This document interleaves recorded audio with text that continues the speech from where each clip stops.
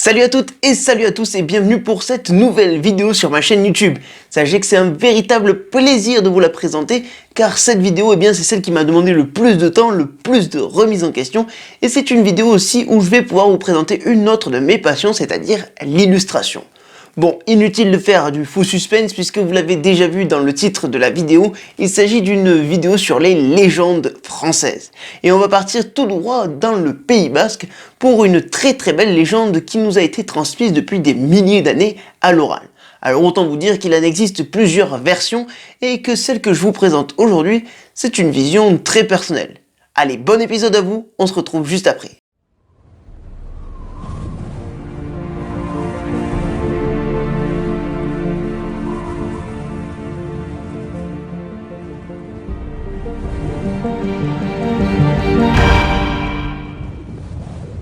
Notre légende commence il y a un peu plus de 2000 ans, quelques jours seulement avant l'année 0 de notre calendrier actuel.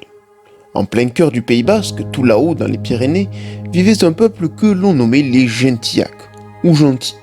Non pas qu'ils étaient bien plus braves ou bien plus sympathiques que d'autres, mais car le mot gentil voulait tout simplement dire qu'ils étaient païens.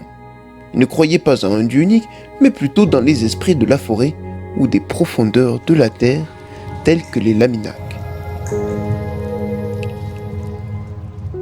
Ce peuple vivait heureux dans les hautes clairières des montagnes, et en cette période, il faisait beau tous les jours, à tel point que les gentils ne connaissaient pas même la pluie, et ne s'en mettaient guère d'ailleurs à porter des vêtements.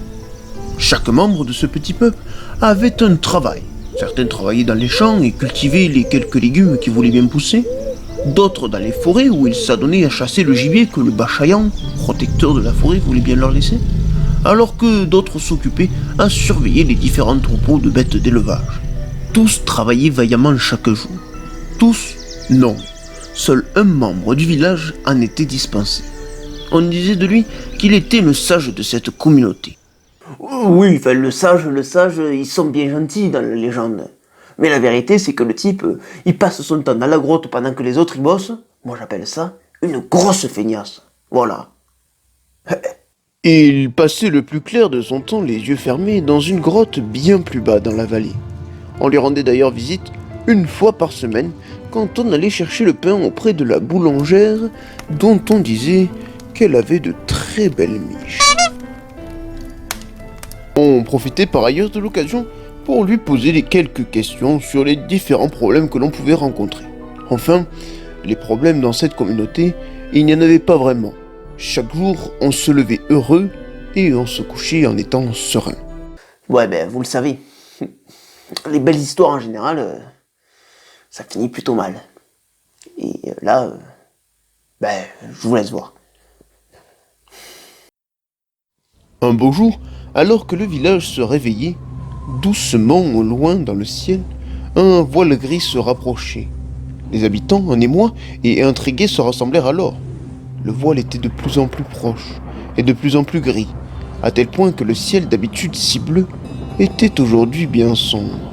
Et puis, peu à peu, des plumes très blanches se mirent à tomber. Et ces plumes, au contact du corps nu de nos gentils, fondaient d'un coup, les glaçant jusqu'aux os. Quel était donc ce phénomène étrange, ce maléfice qui leur tombait dessus? Ils ne savaient pas ce qui leur arrivait. Bien entendu, ils n'étaient jamais allés en Bretagne. La communauté, d'un commun accord, décidèrent alors de rejoindre le sage qui, lui seul, devait avoir une explication. Ils lui demandèrent alors de sortir de sa grotte et de regarder ce ciel si lourd et si bas. Celui-ci refusa, prétextant qu'il était fatigué. Ni une ni deux, quelques bûcherons dans la force de l'âge et lassés par les comportements du vieil homme, décidèrent d'aller chercher la pelle à pain chez la boulangère, qui, soit dit en passant, n'avait pas toujours besoin de levain pour faire lever les baguettes. De retour auprès du sage, ceux-ci le sortirent à coups de pied aux fesses de sa grotte et entreprirent de lui ouvrir les yeux avec la fameuse pelle à pain. Une pelle à pain? Non mais c'est pas sérieux là quand même. Une pelle à pain? Mais je veux bien que ce soit des Basques dans l'histoire, qui soient un peu chaud patate. Mais à un moment donné, une pelle à pain, faut pas déconner quand même. Une pelle à pain. Le vieil homme, les yeux enfin ouverts et tournés vers le ciel, prononça les mots suivants. « Mes amis, notre temps est fini. » Un brouhaha se leva alors de la foule et chacun se demandait si le vieillard n'avait pas complètement fondu un boulon.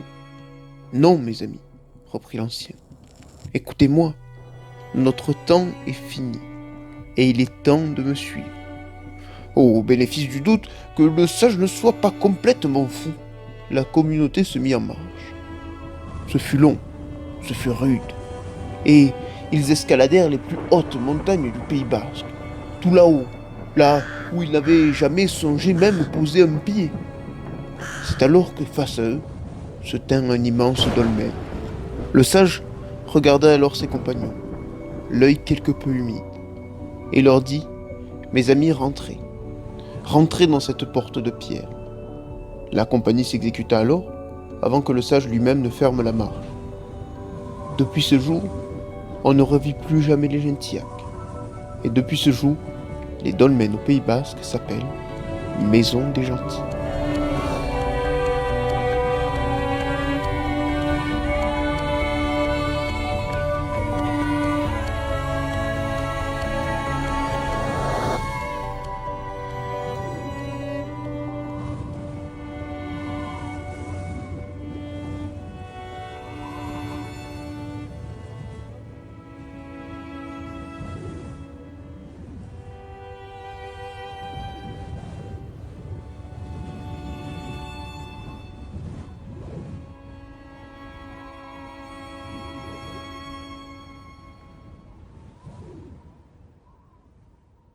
Les amis, j'espère que vous avez apprécié cette belle histoire sur le Pays Basque. Sachez qu'il y a quand même pas mal de petites choses à rajouter autour de celle-ci.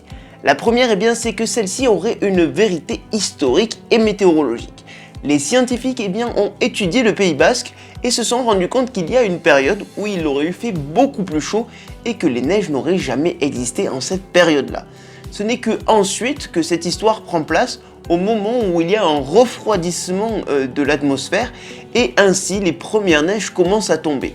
Donc il est tout à fait probable que des générations complètes n'aient pas connu la neige et que d'un coup, elle apparaisse du jour au lendemain. Voilà le contexte de cette histoire.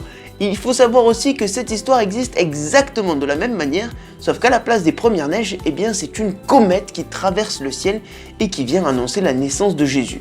Alors ça, c'est pas innocent, c'est tout simplement parce que les chrétiens, quand ils ont voulu s'installer en France, ont récupéré le folklore local et la culture locale et ont modifié les légendes pour ajouter une version chrétienne à celle-ci pour que le christianisme se transmette dans chaque maison. Ce qu'il faut comprendre alors dans cette histoire, c'est qu'au moment où il y a l'annonce de Jésus, les Gentillacs, qui sont les païens, disparaissent pour laisser place à la future culture et à la future domination des chrétiens. Voilà donc une autre version et une autre interprétation de cette histoire.